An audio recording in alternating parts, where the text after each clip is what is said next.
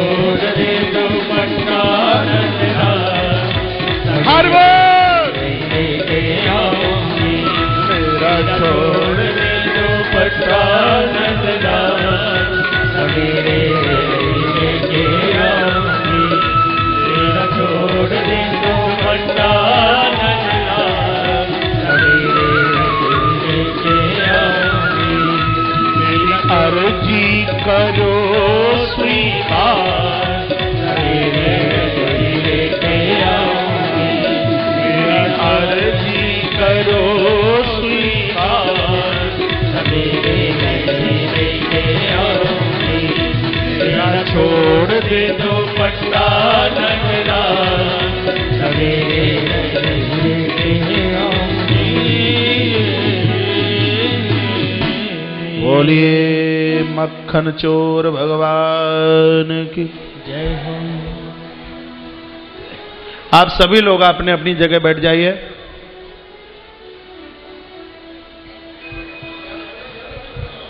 बोले नंद के लाला की जय हो।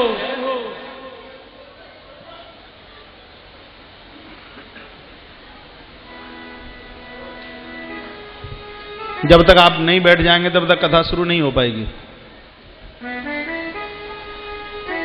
कुछ ना करो, बैठ जाओ।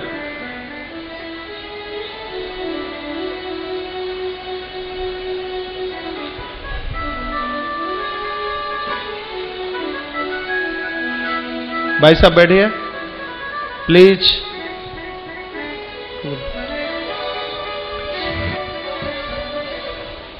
श्री राधे। श्यामा सुनता नहीं भाई।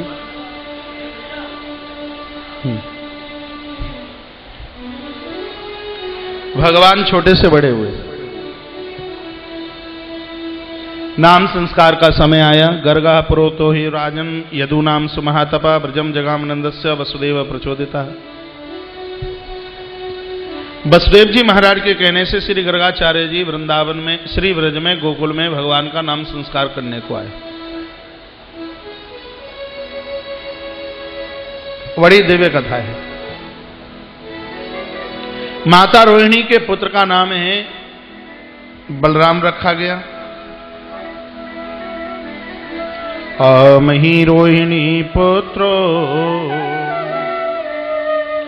रमयन सुहृदयी गुणै आख्यायास्ते राम इति बलादिक्याद बलम विदो। माता, इस बच्चे के अंदर बल बहुत होगा, इसलिए लोग इसको बलराम के नाम से जानेंगे। इसका बल समूची सृष्टि का कल्याण कारक होगा, इसलिए लोग इसको बलभद्र के नाम से जानेंगे। एक गर्भ से खींचकर दूसरे गर्भ में स्थापित किया गया, इसलिए नाम इसका एक संकर्षण। इतना ही नहीं, यदु नाम पृथक भावात संकर्षणम सम्यतः।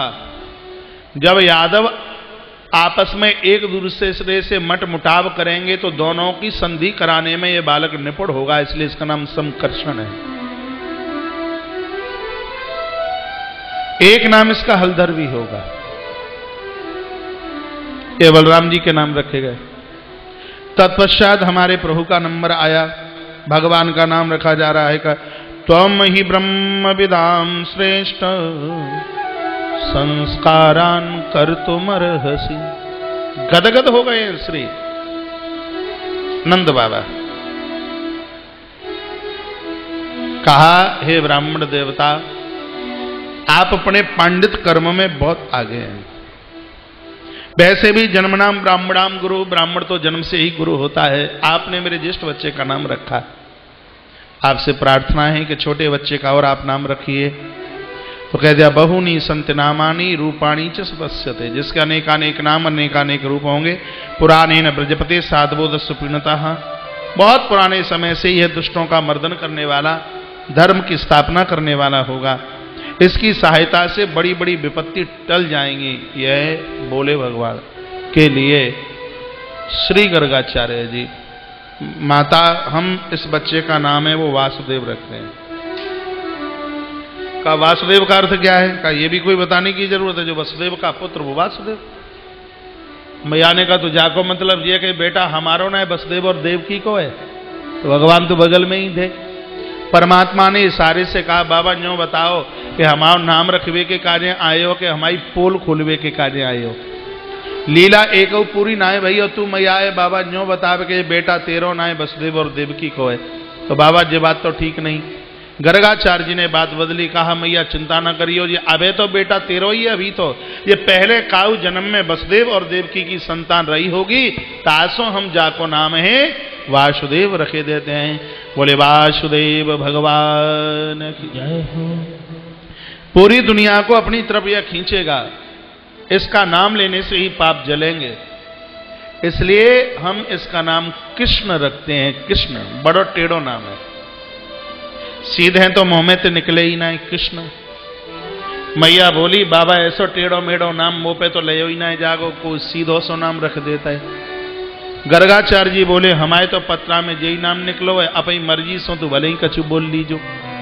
जीवन भर मैया यशोदा ने तो कबू कृष्ण कहिए ही ना है, तो क्या कहती है, कनुआ कहे कहे बोले जाकी मैया, परम मुदित मन लेती बलैया, ये छब नैनन में भर लीजे और अपनो सर्वस इनको दीजिए। मैया कनुआ कह देती है, कन्हैया कह देती है। छोटे वाले को मैया कहती है कल्लू और बड़े वाले को बोलती है बल्लू। यही दो नाम से मां का काम पूरा चले। बड़े वाले को बोलती है बलुआ और छोटे वाले को बोलती है, बताइए, बड़े वाले का बलुआ तो छोटे का क्या होना चाहिए, कलुआ। आप बड़े होशियार हैं? बड़े को बोलती है बलुआ और छोटे वाले को बोलती है कलुआ। मैया का काम इतने से ही चल जाता है। भगवान का नाम संस्कार हुआ, श्री गर्गाचार्य जी वहां से चले गए। अब प्रभु छोटे से और बड़े हुए, अभी ज्यादा समझदारी तो है ही नहीं। एक दिन गए और बाहर सो महाराज बैल को जोड़ो बंधो, सो एक एक सींग पे दो भैया लटक लए, और जैसे ही बैल धड़ाम से खड़ो भयो तो धड़ाम से दोनों गोबर के ढेर पे गिरे। गोबर में लथपथ करें, मैया आई, गोबर में बिगड़ो भयो देखो। कन्हैया को कहा लाला हमें तो न्यों लगे पहले जन्म के सुअर बुअर तो ना है। भगवान ओट पड़ा करके कहते मैया का जोत से पड़ी तेने, एक बार मोको भगतन के काजे सुकर रूप उदाहरण करना पड़ा। अब और छोटे से बड़े हो गए। इनके चाचा के बेटा को नाम है सबल, इनसे 3-4 साल उम्र में बड़े हैं। सबल ने कहा देख कन्हैया हम गैया को दूध दोहेले, तो पे तो गैया को दूध ना निकले। सो श्रीमान जी रूठ गए, कृष्ण रूठे, नंद बाबा के पास पहुंचे, का सबल भैया गैया को दूध निकाल ले। धीमे धीमे स्वर धीमे, भाई राम जी और धीमे। सबल भैया गैया को दूध निकाल ले, हम गैया को दूध निकालेंगे। नंद बाबा ने कहा बेटा कन्हैया दूध बड़े लोग निकाले, तू अभी छोटो है। सो पंजन के भर उचकने लगे, कहा हम तो तुमते बड़े, हम गैया को दूध निकालेंगे। अब जब ये श्रीमान रूठ है तो जिन्हें तो ब्रह्मऊ ना संभाल पावे, कहा हम गैया को दूध निकालेंगे। नंद बाबा ने कहा बेटा गैया चरवे के कार्य गई है, गैया गौशाला में है ही ना है। कृष्ण बोले हमारी गैया गौशाला में ही बंदी है। कहाँ है? सो बाबा की उंगली पकड़ के लेके जा रहे हैं। गौशाला में एक 1.25 साल की बछिया बैठी हुई थी। बछिया मीन्स जानो, बछिया छोटा बच्चा गैया का बाबा हमारी गैया जी है। बाबा ने कहा बेटा जी गैया ना है, जे बछिया है, और दूध बछिया ना देवे, दूध तो गैया ही देवे। कृष्ण कहते हैं बाबा दुनिया की गैया दूध देती होगी, हमारी तो बछिया ही दूध देगी। सो बछिया को खड़ा कर दिया। सबल ने कहा जाको बछड़ा तो है ही ना है, तो ये दूध कहा देगी। कन्हैया ने कहा जाको बछड़ा है ना, कहाँ है? कहा हम जाके बछड़े ही तो हैं। इतने में कन्हैया बछड़ा बनकर 1.25 साल की बछिया के छोटे छोटे थनों के नीचे लग गए। इतने में तो आज महाराज पूरा का पूरा क्षीर सागर ऐसा लगता है कि गौशाला में आकर के उमड़ गया हो। पूरी गौशाला दूध के मारे भर गई। गाय के दूध से भगवान ने पहली बार गाय का अभिषेक किया है। ठाकुर ने सबसे पहले बहुत छोटी उम्र में, बहुत छोटी सी उम्र में आज गाय की बछिया का दुग्ध से स्नान करा करके पूजन किया है। जगत को यह विधा बताई है कि मैं गाय का आशीर्वाद लेता हूं तब कंस का उद्धार करता हूं। गाय का आशीर्वाद लेता हूं तो गिरिराज को धारण करता हूं। गाय का आशीर्वाद लेता हूं तो एक नई द्वारका का सृजन करता हूं। भगवान ने जगत को यह सिद्ध करके बता दिया। तत्पश्चात प्रभु और छोटे से बड़े हुए, भगवान की एक मंडली बनकर के तैयार हुई है और इस मंडली का नाम है राम कृष्ण दधी मक्खन चोरी प्रसारण मंडल। जैसे आप किसी संस्था का, किसी ट्रस्ट का गठन करें तो उसमें एक नाम तो आप देते हो। इस ग्वालों ने एक मंडल बनाया और उसका नाम रखा राम कृष्ण दधी मक्खन चोरी प्रसारण मंडल। इसके संरक्षक हैं बल्लू भैया, इसके अध्यक्ष हैं श्रीमान कृष्णचंद्र सरकार कल्लू भाई, इसके कोषाध्यक्ष हैं मनसुखा दादा, प्रचार मंत्री हैं भाई साहब मधुमंगल। वो पूरी की पूरी समिति बना करके गठित कर दी गई। एक मंत्र दे दिया गया कफल्लम कफल्लम का। ये मंत्र काय के लिए? काऊ गोपी के घर में यदि कोई एक पकड़ो जाए तो कफल्लम बोल देना और सब भाग पड़ना, पता लग जाएगा कि गोपी ने देख लिया। कफल्लम मंत्र दे दिया। तैयार ब्रजवासी। पहले ही दिन की बात थी, एक गोपी के घर में धाबा बोल दिया। गोपी का नाम है पूर्णमासी, ब्राह्मण की पत्नी है, पति का नाम है सांडिल्य। इसी के घर में धाबा बोला।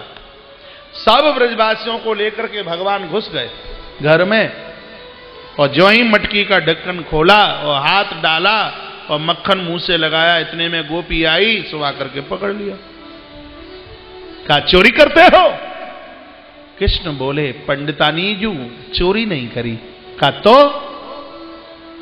हम अपनो घर समझ के जा घर में आए गए। का घर तुम्हारो है? भगवान बोले तो का तुम्हारो है? गोपी ने कहा और क्या? तो भगवान कृष्ण हाथ जोड़ करके कहते हम तो अपनो घर समझ के चले आए, तेरो घर है तो अब द्वारा सो कबू न आएंगे। हमें और आपको भगवान कृष्ण बता रहे हैं कि दुनिया के जितने भी घर हैं वो मेरे हैं। अपना घर समझकर मैं उनमें प्रवेश कर लेता हूं। यदि जो लोग उन मकानों को, घरों को, दुकानों को अपना समझते हैं, एक बार तो धोखे से आ जाता हूं, दोबारा से मैं उन घरों में प्रवेश नहीं करता। इसलिए अपने भवन को भगवान का मुकाम बनाइए, ठाकुर जी का सदन बनाइए। कितने घरों पर मैंने लिखा देखा है कृष्णा वाटिका, किसी पर लिखा है राधा सदन, किसी पर लिखा है शिवालय, शिव आलय है। तो बड़ा बढ़िया लगता है, बड़ा अच्छा लगता है। आप कोई नया भवन, नया मकान बनाने को जा रहे हो, जब आप इंजीनियर साहब से आप नक्शा बनवाएं तो सबसे पहले कहिए अच्छी जगह पर मंदिर बनाइए। इसमें डाइनिंग रूम, बेडरूम, किचन और सब चीजें बाद में, पहले कहिए मंदिर अच्छी जगह हो। मंदिर हमारा वास्तु बोलता है, जहां घर